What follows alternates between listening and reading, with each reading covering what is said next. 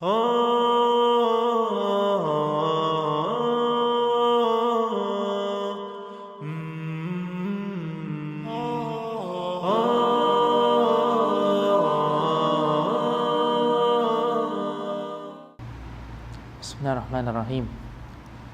Nahmaduhu wa nusalli wa nusallimu ala rasulihil kareem wa ala alihi wa ashabihi wa man tabi'ahum bi ihsanin ila yawmiddin.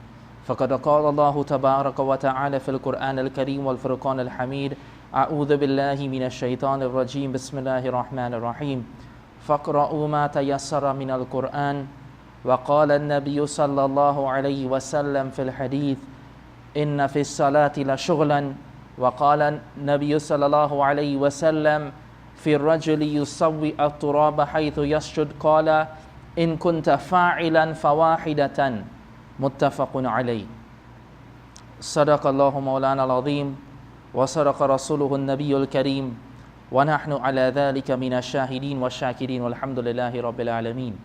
سبحانك لا علم لنا إلا ما علمتنا إنك أنت العليم الحكيم. رب اشرح لي صدري ويسر لي أمري واحلل عقدة من لساني يفقهوا قولي. ربنا يسر ولا تعسر وتمم بالخير وبك نستعين يا فتاح ربي زدني علما. اللهم صل وسلم دائما أبدا على حبيبك خير الخلق كلهم. My dear respected brothers and sisters in Islam, we continue with the factors that nullify Salah. In our last day session, we began mentioning those factors, those things that a person, if they were to do in Salah, it would cause the Salah to become null. In totality, the Salah will not be considered at all, and it means that they would have to start over the Salah. And we explained, as opposed to makruh acts in Salah, or leaving out certain things, the sunnats of the Salah, that would cause the Salah to become defective, but not defective to the extent whereby a person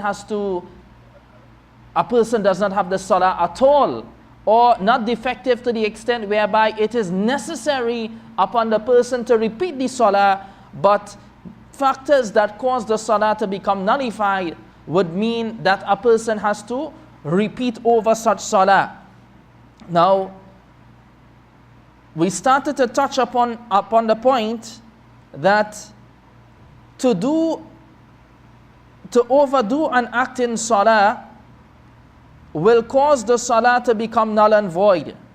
To do an act which does not form part of the Salah during the Salah will cause the Salah to become null and void. Example, drinking, eating, writing, etc.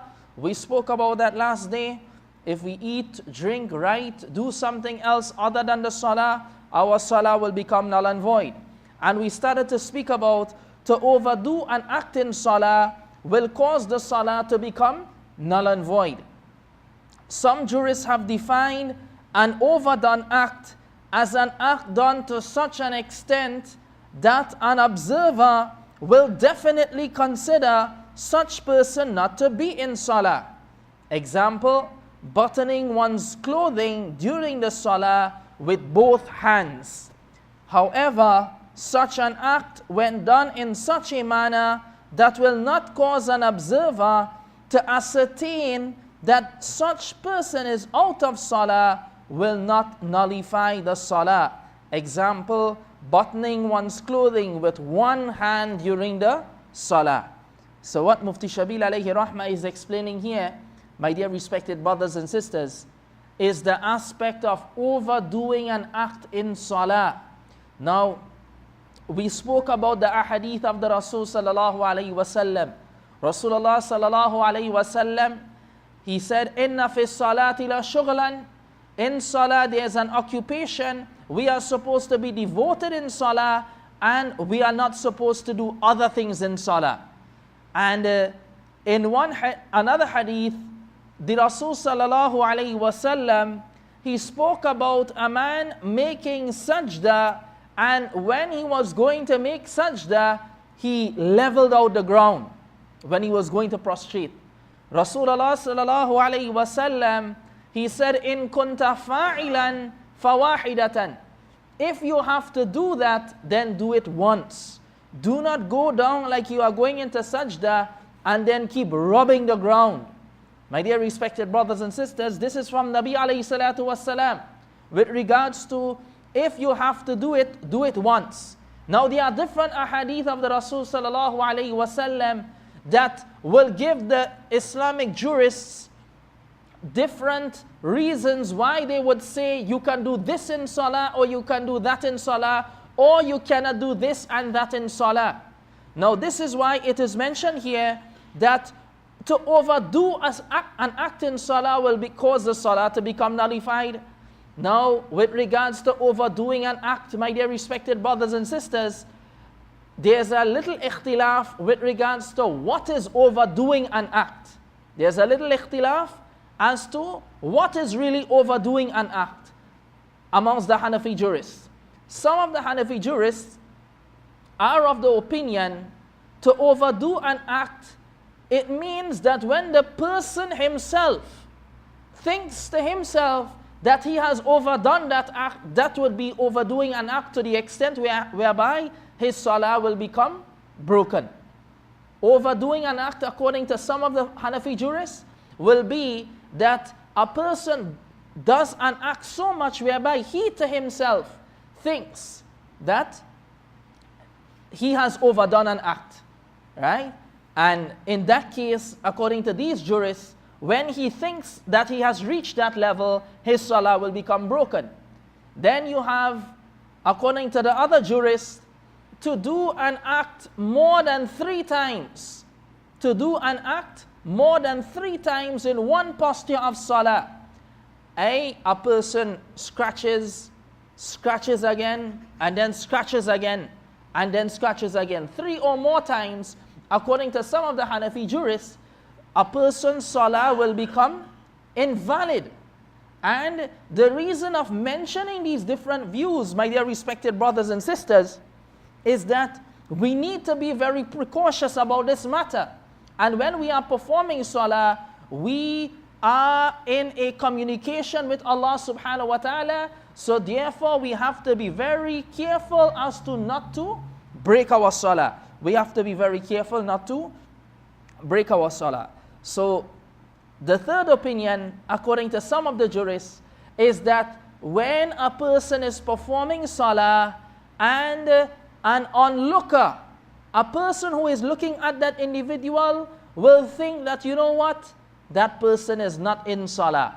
Then, according to many jurists, many Hanafi jurists, then and only then will that person's salah become invalid. And this is the point that Mufti Shabil alayhi rahmah, he mentions here, my dear respected brothers and sisters, that some jurists have defined an overdone act as an act done to such an extent that the observer will definitely consider such a person not to be in salah. Example, buttoning one's clothing during salah with both hands. Right? So if a person is performing salah and they are, mashallah, concentrating, looking at the place of sajda while they are in qiyam position, but all of a sudden, they think that their button is open. So, see, but I didn't button up my buttons, so let me do that now. And they start to button up, and and a person, when they are looking at them, they will not think that they are in salah, because the person's devotion is actually now towards the buttons. And he's using his 2 hands. So it does not look to an onlooker that this person who is buttoning his clothing is doing something else. All he is doing is standing and buttoning his clothing. It does not look as though he is in salah. If a person is standing, even with his hands to the side for the sake of argument, and he is looking straight ahead, a person will still think to himself, this person is concentrating on something. And if the person has his hand banded, then the person will tell himself, of course, this person is in salah.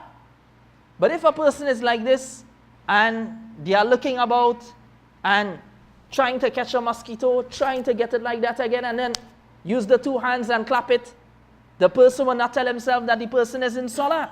So according to these jurists, when that person overdoes an act to such an extent, the person who is looking on will think that they are not in salah, then it breaks their salah. However, such an act, when done in such a manner that will not cause an observer to ascertain that such a person is out of salah, will not nullify the salah. Example, buttoning one's clothing with one hand during the salah. Right? So if a person is in salah and for some reason or the other, this is not about dressing or undressing in salah. This is, something out of necessity, and we have to again be very precautious. Probably we are performing salah, but this button is choking us. So when we are reciting, it is very difficult, and it is like we feel that we will need water. So we want to get that out of there. So, we kind of slightly just do one small act and then leave it alone. We don't do it like this, and it's not coming out.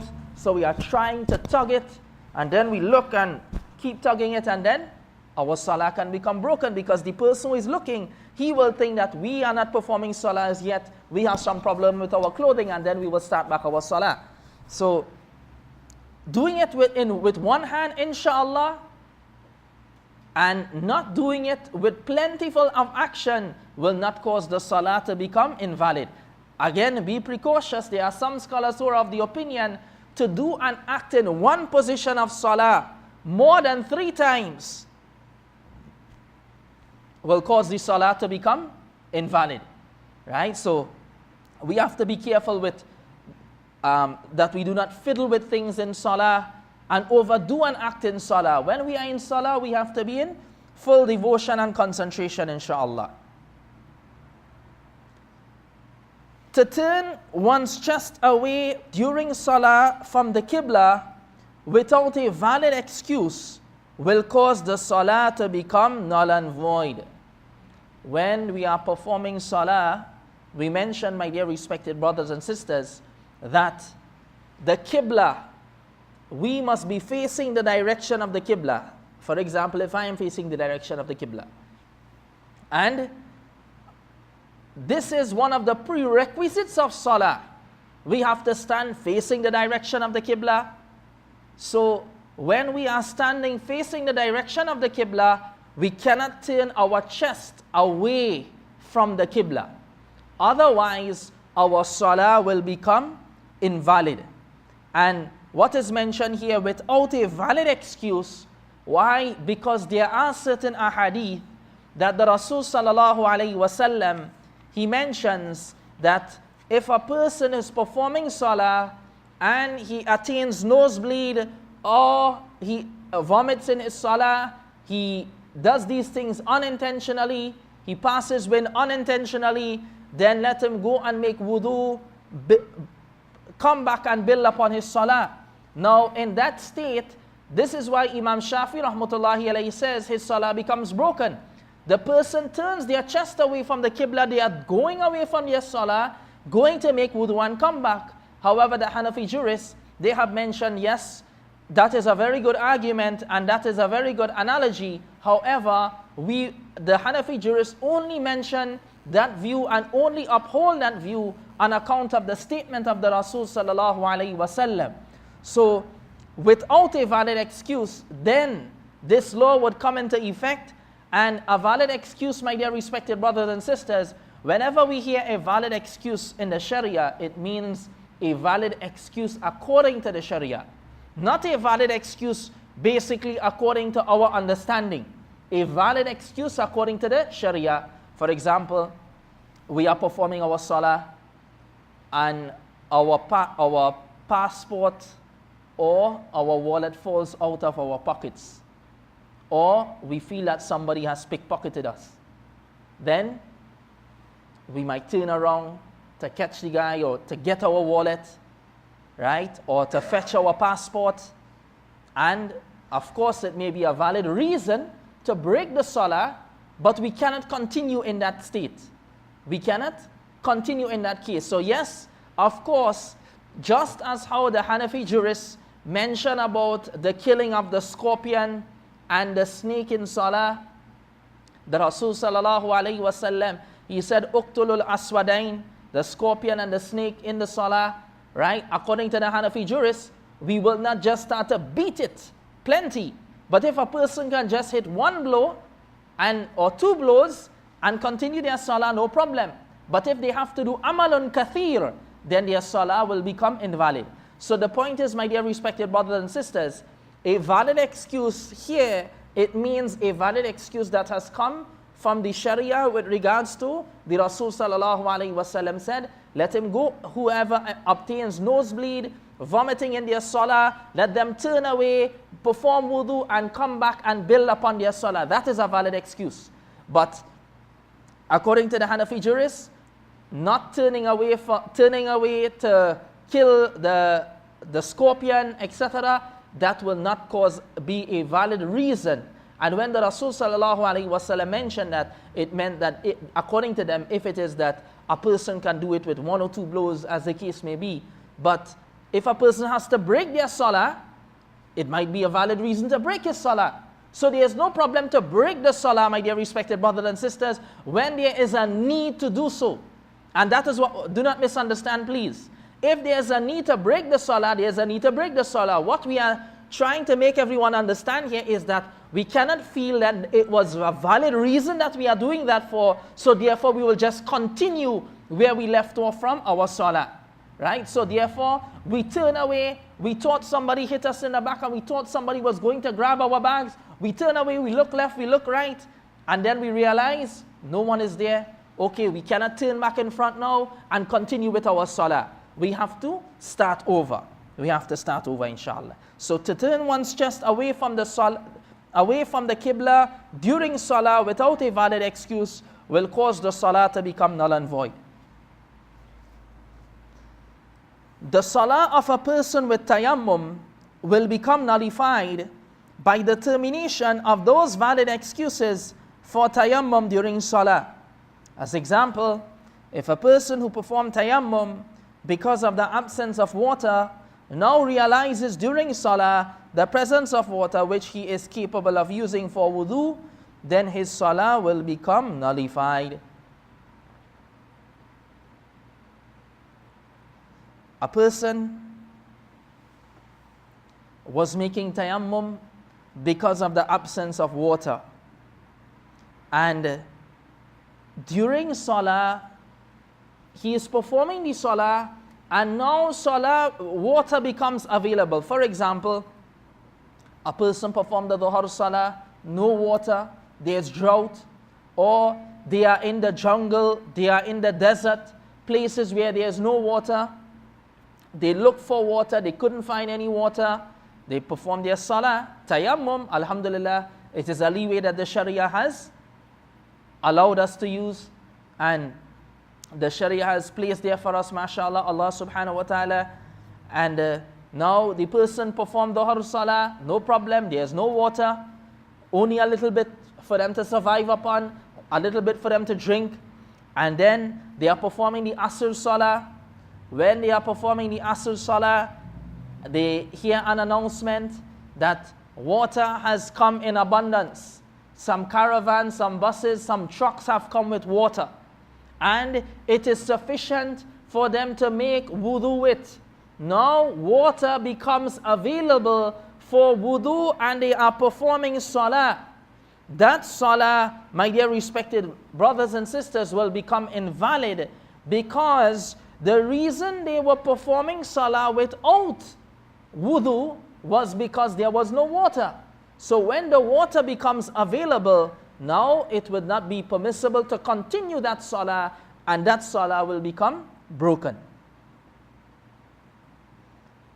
If, on the contrary, the person comes with a little more water for them to drink, they hardly had water, and the person was performing his salah, and a person said, mashallah, I came with one more bottle of water. And they understood that that one bottle of water is not for wudu. It is, mashallah, for more drinking. Then their salah will not become broken at that time. It will only become broken when the person realizes that water is present for wudu. Water is present for wudu. The salah of such a person will become nullified whose duration of validity of masa over socks has expired during Salah. A person, we dealt with these things, my dear respected brothers and sisters, before in detail about tayammum, about masa upon socks. We are just dealing with branch maslas, inshallah, because we are upon the chapter of Salah. We are dealing with the breakers of Salah. Now, with regards to making masa upon socks, we said that upon the leather socks, a person will wipe upon it 1 day and 1 night for the resident, 3 days and 3 nights for the traveler. Now, a person is performing Salah, they perform the Fajr Salah, and they placed on their sock. Or before they perform the Fajr Salah, or Dhuhr Salah, any Salah, they perform masa on their sock. Why? Because they placed on their sock, they broke wudu. So now, when does a person check 24 hours, 1 day and 1 night with regards to making masa upon socks? When they break their wudu. So from that time until 24 hours, a person has to make masa upon their sock. After that, they have to take off the sock, wash the foot, and put it back on if they were in a state of wudu. So what is being mentioned here, a person is performing Salah, and let's say, for example, they are performing the Fajr Salah at 5 o'clock, and they were supposed to take off their sock and wash their feet before they started their Salah, because their masa upon socks would have terminated at exactly 5 o'clock, for example. So what happens is that they started their Salah, Allahu Akbar, and 4:59 they started, so they were okay. Masa upon the sock was okay. But 5 o'clock, 24 hours, 1 day and 1 night, it came whereby now they are performing Salah, masa upon the socks has expired. What would happen there, my dear respected brothers and sisters, is that the person would have to break his Salah, wash his feet, and then he can start over the Salah, because he has already done the other things of the wudu with regards to washing the entire body, the other limbs, and the only thing that remains unclean is now the foot. So his Salah will become nullified in that particular instance. Now another factor that would cause the Salah to become invalid. A person is performing the Fajr Salah, mathalan, for example, a person woke up late and they needed to rush to make wudu before the rising of the sun. Then they performed their wudu and they started their Salah. But by the time they perform 1 rakah of their Fajr Salah, the sun already started to rise. Their entire Salah will become null and void. The rising of the sun during Salat al-Fajr will cause the Salah to become nullified, and they will have to pray over that Salah. Right? So, after the person has started in the Salah, sun started to rise. What a person has to do? They have to stop. They perform 1 rakat, they will have to repeat that Salah as qadha after the sun has risen. Why? Because Nabi alayhi salatu wassalam, he said there is no Salah when the sun is, these are from among the prohibited timings of Salah. When the sun is rising, when the sun is at its zenith. So therefore also, when the sun is at its zenith, during Salat al-Eid will cause such Salah to become nullified.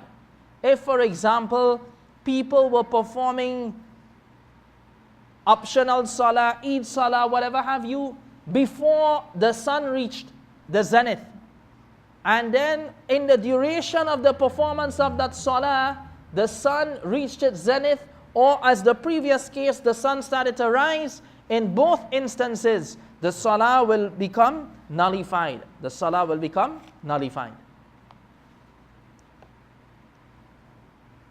The exposure of quarter or more of a particular part of one's aura during salah for the duration of at least 3 tasbihs will cause the salah to become nullified. Exposure of a quarter or more of a particular part of one's aura during salah for the duration of at least 3 tasbihs will cause one salah to become nullified. Right? So, for the males, we must cover from our navel to our knees. So let's take our thigh for example. A man performs salah and ma'adallah, he only had a lungi on to perform salah. And even if he had on a t-shirt or a vest, and whilst he was performing salah, his lungi somehow or the other stuck up to such an extent, or even his pants, to such an extent whereby more than a quarter of his thigh became exposed for the amount of time to recite tasbih 3 times. Not that it just came up and he put it down 1 time, or after 1 tasbih he put it down, not like that. For example, he was sitting down in the posture of at-tahiyat and his lungi stuck up, his pants stuck up and is close to his waist, and he did not do anything about it, and almost the entire thigh became exposed for the amount of time to recite subhanallah 3 times. In such an instance, the salah will become invalid. In such an instance, the salah will become valid. So these, my dear respected brothers and sisters, are the factors that would cause the salah to become invalid. We move on now with those acts in salah that would be abominable or makruh. Those acts in salah that will be abominable or makruh. Abominable acts of salah are such acts that will not cause the salah to become nullified, but will however reduce the rewards of salah and will cause its doer to be sinful. Abominable acts of salah are those acts in salah, my dear respected brothers and sisters, when we do it, the salah will not become invalid. We just dealt with the acts that nullify our salah. Those things that would cause the salah to become totally invalid. Now the makruh acts in salah are those acts that if done, it would not cause the salah to become invalid, but it would surely decrease and reduce the rewards of our salah. So therefore we have to be careful not to do these things while we are in salah. To fiddle with one's clothing, beard and hair without any valid reason. To fiddle with one's clothing, beard and hair without any valid reason. Whilst we are performing salah, my dear respected brothers and sisters, as we have mentioned, Rasulullah sallallahu alaihi wasallam said, it is an occupation we have to be devoted to Allah subhanahu wa ta'ala. So therefore, that is not the time for itching and scratching and fiddling with this and touching our pen and looking at the brand of our pen, etc. Looking at our hair, how many gray hair in our beard, how many black hairs in our beard, how the henna has come out that we have placed on our beards, etc. Salah is not a place for that.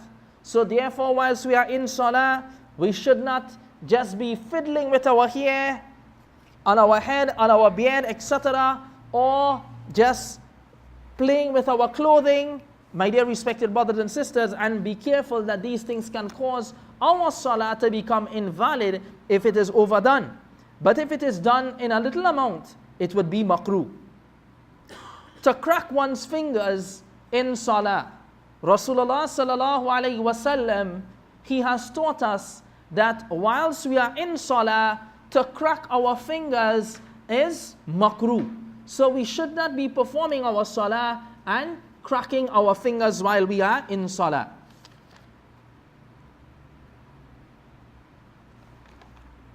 To turn one's face, to glance to the right and the left. To turn one's face, to glance to the right and to the left.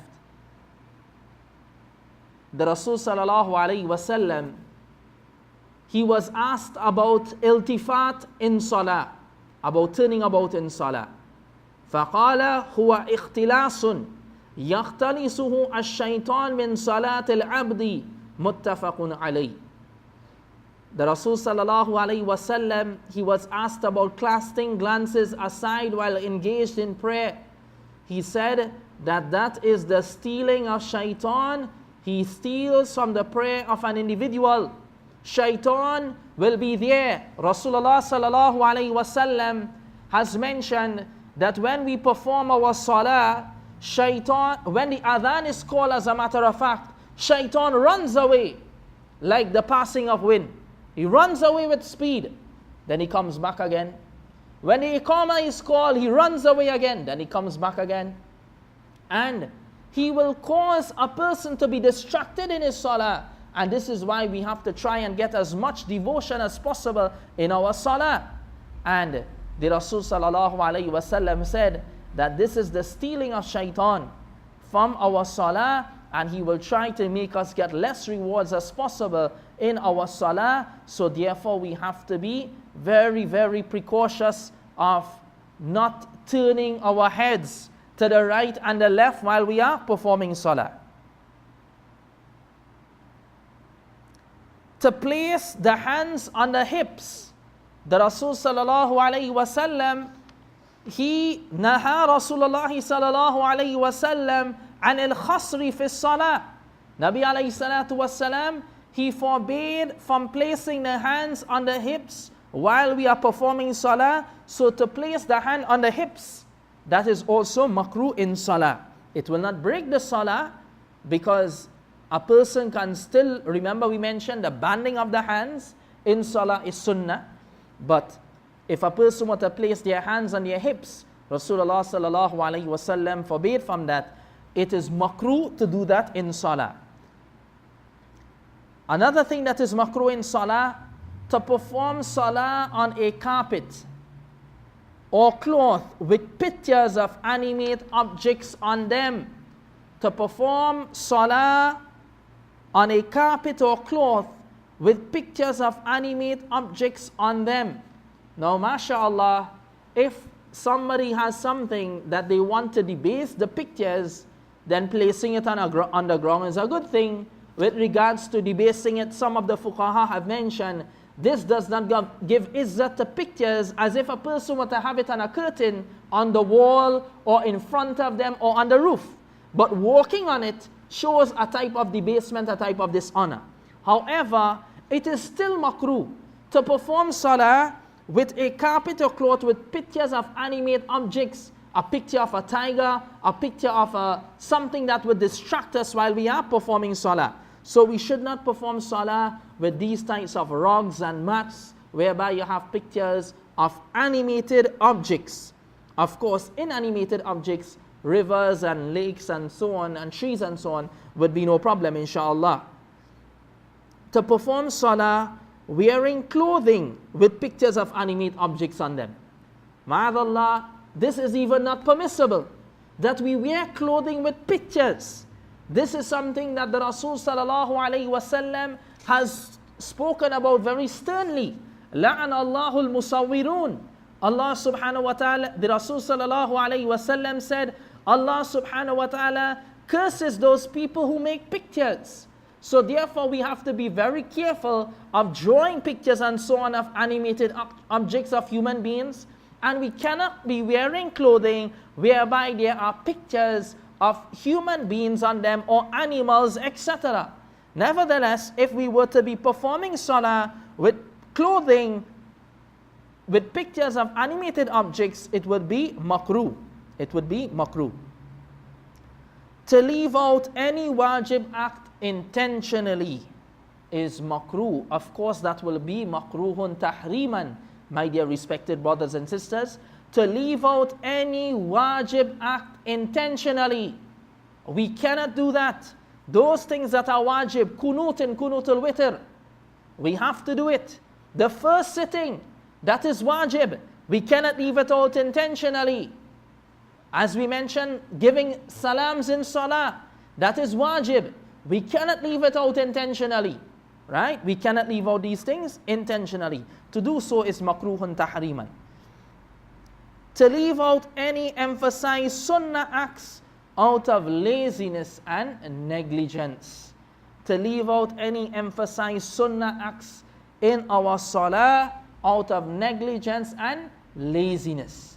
We should not perform our salah and not recite tasbihat in our ruku and our sujood, and not recite them for the least up to 3 times. The Rasul sallallahu alaihi wasallam said that is adana kamal al jam'i, that is the least amount of joining of these amount of tasbihs when we are performing salah, right?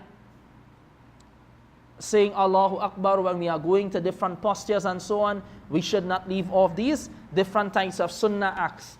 There are different kitabs that we read, my dear respected brothers and sisters, would mention different things that would be makruh in salah. The Rasul sallallahu alayhi wasallam, he said, التثاؤب في الصلاة من الشيطان فإذا تثاءب أحدكم فليقذم ما استطاع. Rawahu Tirmidhi. Nabi alayhi salatu wasalam said that yawning in salah is from shaitan. So when one of you yawns in salah, he should try to suppress it as much as possible, restrain it as much as possible. So therefore we should not just try to yawn uncontrollably while we are performing salah.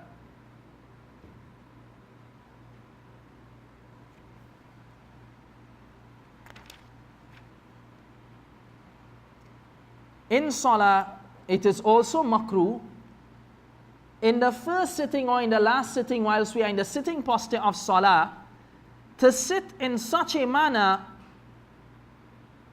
like how the dog sits, by the sitting on the buttocks and the raising the 2 knees, and the 2 knees is close to the chest. Right? That is also makruh in salah. It is also makruh while we are performing salah. We understand that sitting that we mentioned here just now. The Rasul sallallahu alayhi wasallam, he forbade from iq'a in salah. And the scholars have interpreted, have differences of opinion with regards to what is iq'a in salah. According to the Hanafi jurists, iq'a in salah, it means what the Rasul sallallahu alayhi wasallam forbade is that a person shouldn't sit down whereby they sit on their heels in salah, with the toes facing towards the qibla, the heels upward, and a person is sitting on their heels. That is makruh in salah, without a valid reason. Another interpretation of iq'a in salah is that a person sits on their buttocks, and they raise their 2 knees to their chest, and their hands is on the ground, like how the dog sits. That is makruh also in salah, right? Where the knees come towards the chest and the 2 hands on the ground, and the person is sitting in the sitting posture for a portion of their salah. That is makruh.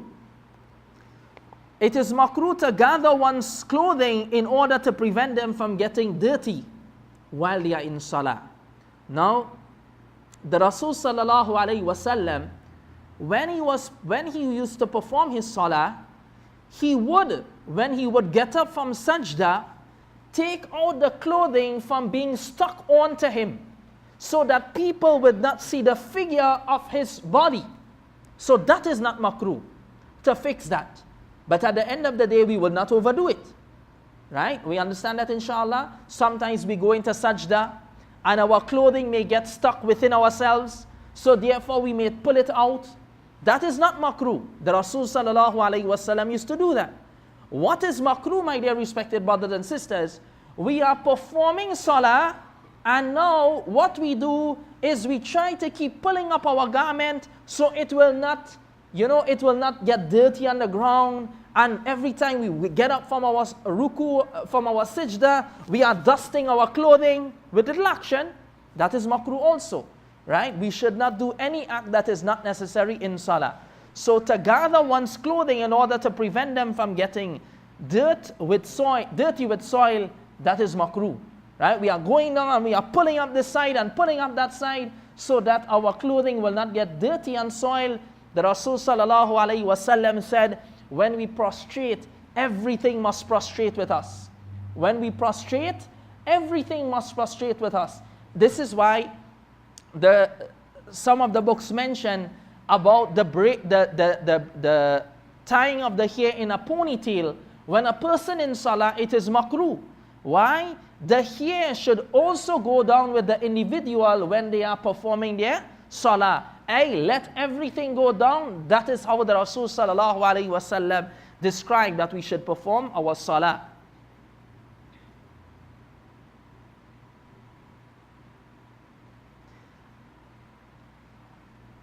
Maulana Ashraf Ali Thanwi rahmatullahi alayhi in Behishti Ziwar, he also mentions that it is makruh to sit in a place, to offer one salah at a place whereby one fears that someone will cause him to laugh while he is performing salah, or his attention will be diverted and can even cause him to make a mistake. We know someone is trying to make us, someone is doing something that could cause us to laugh, or we know that we will become distracted by performing salah in a particular place, then we should not perform salah in that particular place.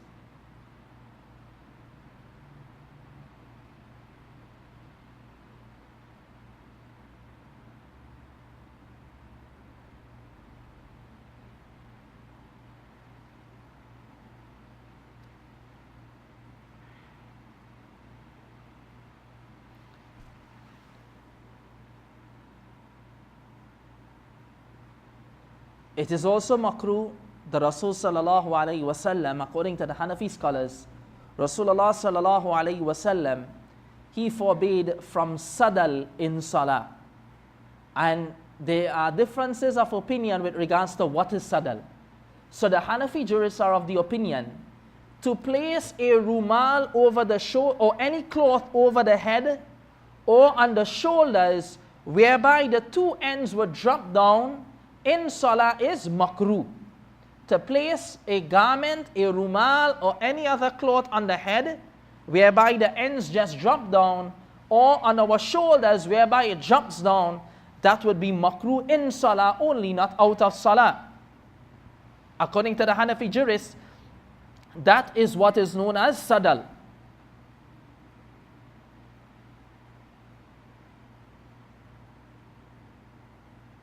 It is makruh to perform salah, my dear respected brothers and sisters, and one has the urge to go to the washroom.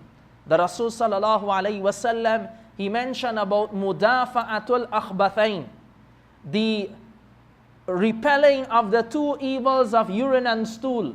It is makruh to perform salah whilst a person, they have a severe urge to go to the washroom. Now the scholars have mentioned, if a person, they have to go to the washroom, but it does not affect them at all, then it is not makruh, as long as it would not affect their khushu and khudu. Right? And now, if it will affect their khushu and khudu, their devoutness, their humility in salah, their devotion in salah, but it is not a severe need, it is makruhun tanzihan. And if it is a severe need, whereby they cannot really perform their salah at all with any devotion, then it is makruhun tahriman to perform salah in such a state.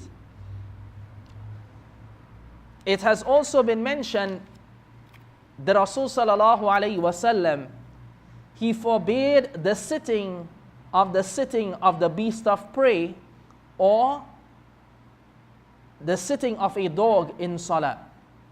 Like, for example, and this means, according to the scholars, my dear respected brothers and sisters, whilst we are performing sajda, the males that is, our hands should be up from the ground.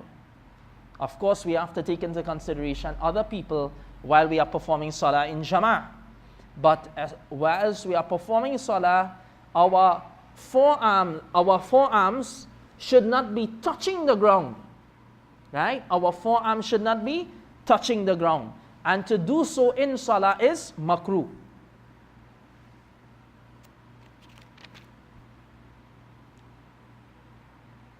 Also, some of the scholars have mentioned it is makruh according to the Hanafi jurists to close one's eyes and perform salah. They have mentioned that Nabi alayhi salatu wasalam has prevented this. Mufti Taqi rahmatullahi alayhi has mentioned this also in his discourses, that it is makruh to close one's eyes and perform salah.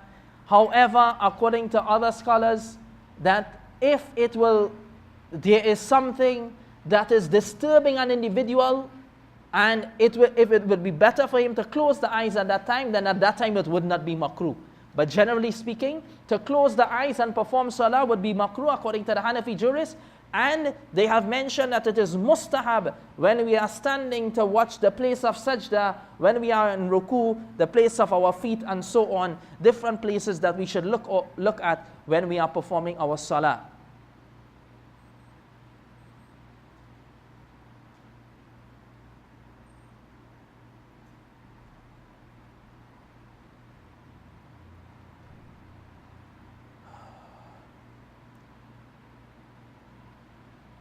If the spot of sajda is higher than that of his feet, for example, a person makes sajda on a porch, we will have to see how much higher is this porch from the place of his feet. If it is more than a span, the salah will not be proper. If it is equal or less than a span, the salah will be valid, however, it will be makruh to do so. And we mentioned this previously in the condition, the compulsory elements of salah with regards to sajda. Now there, my dear respected brothers and sisters, I made a little error with regards to mentioning when we perform salah, the place that we are standing on, this is the ruling. If the place that we are standing on, that is a different thing and we are actually going down. As I gave the example about performing salah, for example, like on a little mountain and our feet is higher and we are going down. That is not really the issue. The issue is really when we are standing on a place and the place of sajda is higher. Now this is without need. We are doing something like this. So a person is performing sajda and they are making sajda on a porch because they can go down on the ground. But there was a stage in front of them. So they went in ruku, Sami Allahu liman hamida, and when time to go down in sajda, they made sajda on something like this, more than an arm's length. And it is higher than the feet. If that is the case, if it is to the extent of an arm's length, or more than that, the salah will become invalid. If it is less than that, the salah will not become invalid, but it will be makruh. At least the sajda should be on the same level with the foot, or at least lower, but not higher, right? So my mistake, as I mentioned before, it's not really with regards to the sajda being lower, it is than the feet. Not the feet being higher than the head. It is really with regards to the head being higher in the place of sajda. That is really what is makruh.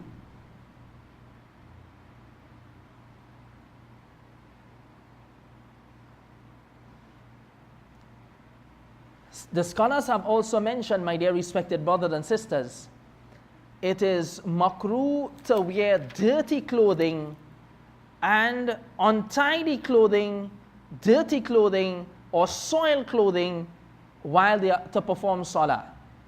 And this is something that we have to be careful about, my dear respected brothers and sisters. When we are performing salah, mashallah, we are going to stand in front of our Lord. we are going to stand in front of our Lord and perform our salah. We have to dress properly. We cannot think that, you know what, I will just perform, pull out any rag and so on. Of course, Beshak, we are performing as long as it is clean and it covers our aura, the objective will be fulfilled, inshallah. Right? The objective will be fulfilled. But at the same time, we should not perform salah, have on good clothing, and just for the salah we put on unkempt clothing that as we say looks like baji. You know, you just pull it out there from the corner that is wrapped up, but our clothing before that was nice and very well kept, and you know there was not all different types of food stains and so on it. We are going to perform salah to Allah subhanahu wa ta'ala, so therefore we should also dress well.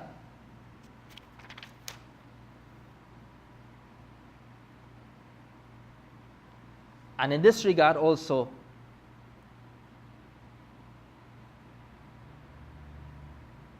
whilst we are performing salah, they have mentioned we should wear the clothing in a manner that it ought to be worn, right? And not trying to look, as we say, in a puhar manner, or, you know, our clothing, it looks in a disorderly way and we were just rushing, so we put one sleeve on and the next sleeve is outside and we are just performing salah. One sleeve is hanging down, our left shoulder is exposed. We should not perform salah in that way. They have mentioned that performance of salah in that way, wearing clothing in a disorderly manner, is also makruh. It is also makruh, says Maulana Ashraf Ali Tanvi rahmatullahi alayhi, to perform our salah bareheaded, without any covering on our head. And they have mentioned also, if a person does it out of humility or submissiveness, then there is no harm in this.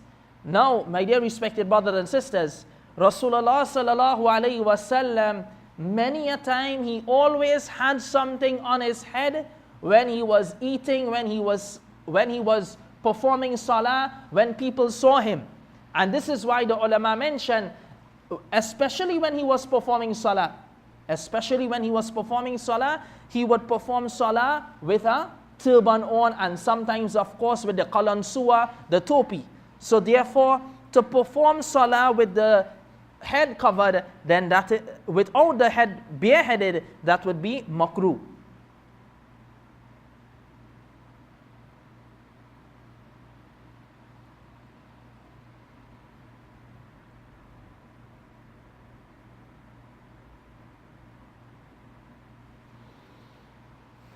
So, when we read different kitabs, my dear respected brothers and sisters, and give and take, there may be different things that would be mentioned by other scholars with regards to those things that are makruh. Al-hasil, and in summary, it means that whilst we are performing salah, we will be safe, my dear respected brothers and sisters, to just fulfill the act of salah. When we are in qiyam, we are listening to the imam, we listen to the imam. We cannot hear the imam, we are devoted in our salah. We concentrate in our salah. Rasulullah sallallahu alayhi wasallam said that every salah that we perform, it should be like the salah of a farewell person, the last salah of the individual. So we should think that, you know what, I am going to be reckoned. This is the first thing I'm going to be reckoned for my salah. Allah subhanahu wa ta'ala is going to look at the quality of my salah. So therefore, it should be good and proper under all circumstances. We should not do anything out of the way, keep checking to see how much money we have in our pocket, or is the money there that I placed before, and so on and so forth. We should have our salah in order, inshallah. We are performing it and we want to get as much rewards as possible. Therefore, we should try to put as much sunnats in our salah, take out the makruhats and those things that we do that are makruh in our salah. May Allah subhanahu wa ta'ala give us the tawfiq, inshaAllah. We will continue next day. Ameen. Assalamu alaikum wa rahmatullahi wa barakatuh.